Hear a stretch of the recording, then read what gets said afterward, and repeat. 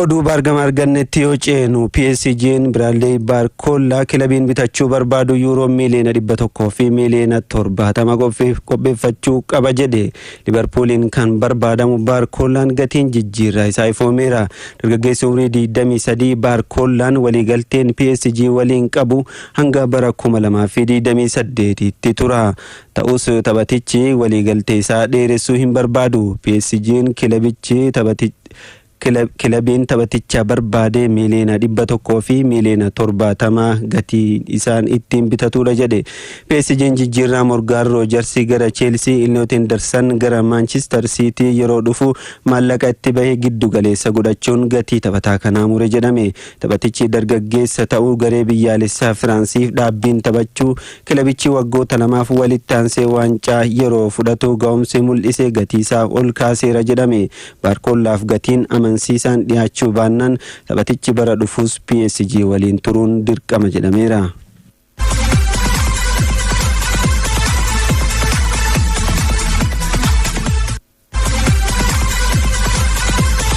Real Madrid waliigaltee Vinicius Junior dheeressuuf fedhii qaba. Arsenal taphatichaa mallatteessifachuuf morkii isaa itti fufuun egereen taphatichaa garamitti ta'a kan jedhu ni eegama.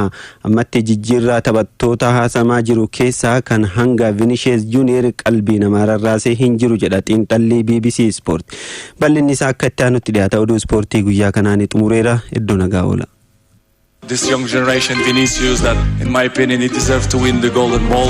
Vinicius Junior taphattoota yeroo ammaa maqaa olaanaa qaban keessaa tokkodha. Kilaba beekamaa addunyaa kana Real Madridiif taphata. 2018 umrii isaa 18 tti Real Madridiif mallatteesse. Sanii as taphoota 375 shaampiyoonii Awurooppaa yeroo 15 Madridiif taphateen goliiwwan 128 galchuun wancaa 16 kilabicha waliin milkeesse. Bara dorgommii 2025-26 La Ligaan goolii 16 waliigalaan goolii 22 Real Madridiif galchuun xumure. Magaruu kilaba ijoollummaan keessatti milkaa'e kana waliin gargar bahuuf bara xumuraa irra jiraachuun isaa waan amanuuf ulfaatudha. Ganna 26 irratti kan argamu Junior gatiin isaa amma paawundii 200 tti tilmaamama. Kunis ta'ee kana dura baasii guddaan taphattoota mallatteessisuun kan itti ulfaatu Arsenal taphataa kana fudhachuuf fedhiin isaa dabalee taphaticha waliinis waliigaleera. Real Madrid waliigaltee isaa haaromsuuf yaaliin irra deebiin taasises hin milkoofne. Ammas yaalii isaatti fufeera. Arsenal ammoo kilaboota rakkoo gidduu isaaniitti mudate fayyadamuun taphaticha kan ofii godhachuu barbaadan keessaa tokkodha. Leenjisaan Arsenal Mikel Arteetaan taphataa sarara fuulduraa irratti ofitti amanamummaa qabuu fi garee biraatiif qormaata ta'a jedhamee yaadamu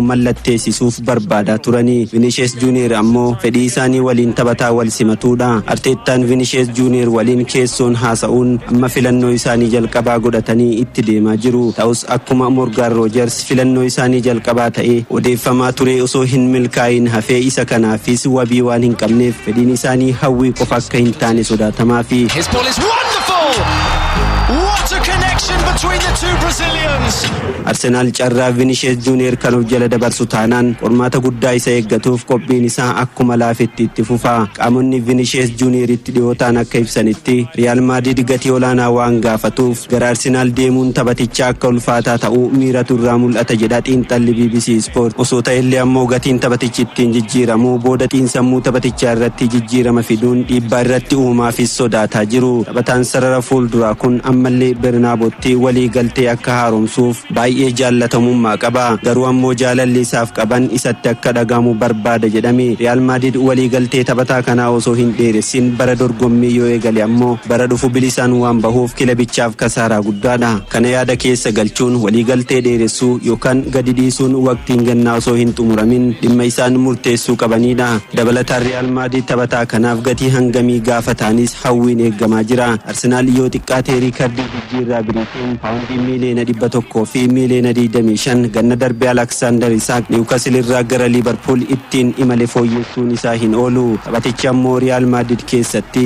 torbanitti paawundii 400 fi 50 ol yoo argatu Arsenal Bukayo Saka paawundii 400 argatu caalchisuun kaffaltii riikardii kilabichaa fooyyessuunis isa eeggata. Dhimmoonni olitti kaan kunneen milkoofnaan Arsenal kilaboota Awurooppaa keessaa morkataa cimaa ta'uun bara darbee xumuraaf gahee kan dhabe waancaa Champions League Awurooppaas ni milkeessaaf kilaboota eeggaman keessaa tokko ta'a.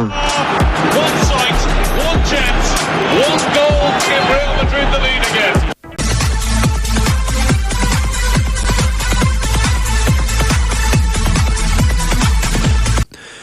taphoota madaalii ga'umsaatiin Tottenham Hotspur fi Liverpool yoo injifatan Bayern Munich ammoo mo'ameera.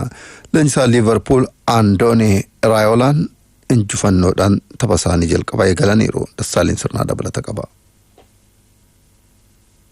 That's a clever ball, brilliant ball in fact. Manor Solomon kept out, but Dane Scarlett will not be. Laboonni Awurooppaa taphoota madaalii ga'umsaan qophii isaanii madaalaa jiru. Jijjiirraa taphattoota waqtii gannaa irrattiin hirmaannaa olaanaa taasisaa kan jiru kilabiin kaaba London Tottenham kaleessa Niwuziilaandittiin shaampiyoonii Eeshiyaa Auckland City gool 2-0 injifateera. Daanee Scarlett fi Richarlison goolii injifannoo galchaniiru. Jijjiirraa ganna kanaatiin paawundii miiliyoona 85 West Ham irraa kan mallatteesse Maatiyaas Fernandes taphicha irrattiin hirmaateera. Paawundii miiliyoona 100 Newcastle irraa kan mallatteesse Sandro Tonaliin sababa hin ibsamneen taphni kaleessaa jala darbe. Ganna kana kilabichattiin kan dabalaman taphattoonni sararratti isaa Jean Paul Hanakim, Andy Robertson fi Marco Senesiin taphicha irrattiin hin hirmaanne. Leenjisaan kilabichaa Roberto Di Zerbiin TV Niwuziilaand waliin turtii taasisaniin guddattootaaf carraa kennuuf lanne jedhan mala dheeraa booda taphattoota ammattiin taphachuu hin qabne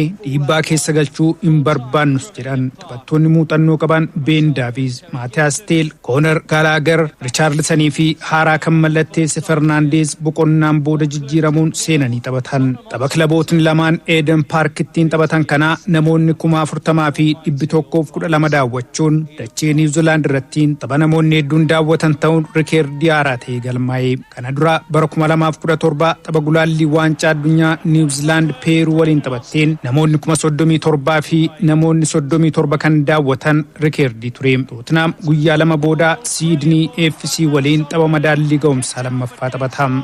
Couldn't quite pick out the corner and the strike. Oh. Dominic Szoboszlai's back.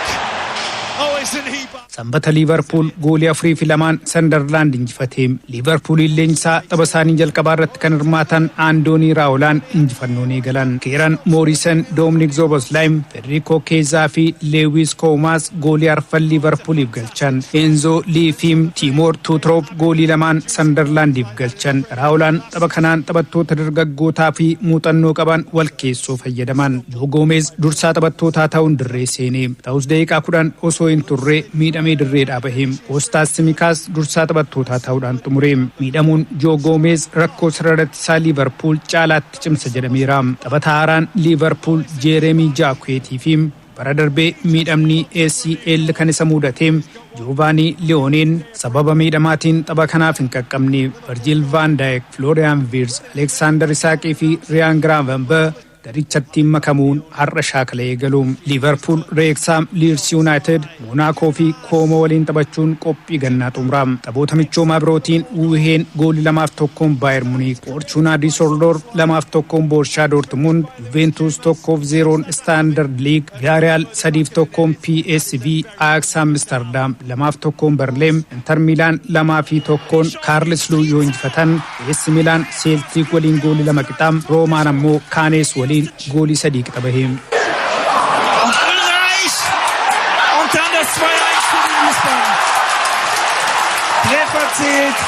Lukas Leimer.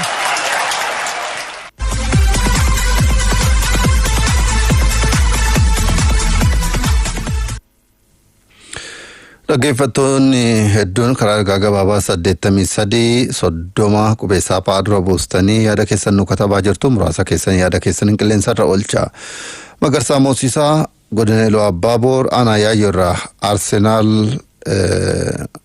waancaan nargatuun waancaan kan Manchester City yaada jedhu han barreesse. Barataa jireenyaa Dirribaa magaalaa Baddalleerraa Liverpool Baarkolaa mallatteessifate jennaa wanti isa dhaabuun jiru jedhee Saahibuddin Jimma Shabee Somborraa hanga yoonaatti Liverpool meeqa mallatteessifate jedhee Efreem Fiqaaduu fi akkasuma Dirribaa Tasfaayee waliin ta'uudhaan waloon nu dhaggeeffachaa kan jiranii Iluu Abbaaboor Yaayyoorraa akkasuma Abdul Basit Nasha Jimma Aanaa Qarsaarraa Leencoo Abdallaa Harargee Lixaa Daaroo Laburraa Anas Badru Jimmal Musaqarraa Zeenaa Taayyee Iluu Abbaaboor Aanaa Yaayyoorraa Muktar Abbaa Biyyaa innis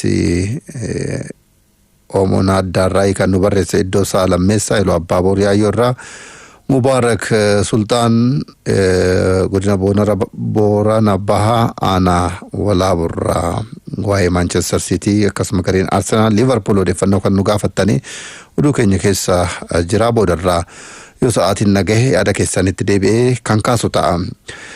Arsenal tapha madaallii ga'umsaa qophii gannaatiif gara Ispeenitti maleera. Shaampiyoon Pirimeer Liigii Ingilaand Arsenal taphoota qophii gannaa eegaluuf dura dirree shaakalasaa soobaa Reyaalitti MK Dons waliin taphachuun 3-0 mo'ate. Paawundii miliyoona 34 kilab Brugge irraa Arsenalitti kan makame Christos Zolis goolii tokko galchuun goolii Rees Neelsen galcheef ammoo haala mijeessuudhaan jalqabbii beessa mul'iseera. Taphataan ergisaan kilaba Firaans keessa ture Etaan Nwaneeriin akkasuma taphataan dargaggeessi lammii Ayerlaan Oneel galchaniiru. Taphattoonni jajjaboon Arsenal Luis Skelly, Max Doma, Ricardo Calafiori fi Gabriel Jesus carraa jalqabarraa taphachuu argataniiru. Arsenal taphoota taanuun sanbata dhufu Girona waliin akkasuma Borussia Dortmund fi Como waliin taphachuudhaaf beellama qabateera.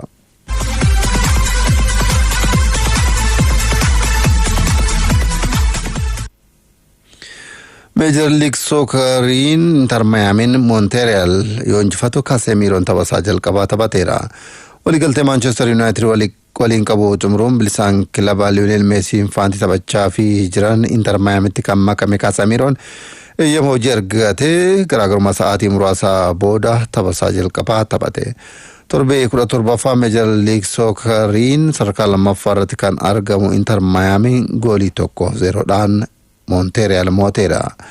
Luis Suarez daqiiqaa 81ffaa irratti peenaalitii paaniin kan galcheen Inter Miamiin akka injifatu gargaareera. Luis Suarez taphoota 3 darbanii goolii 6ffaasaa kilabichaaf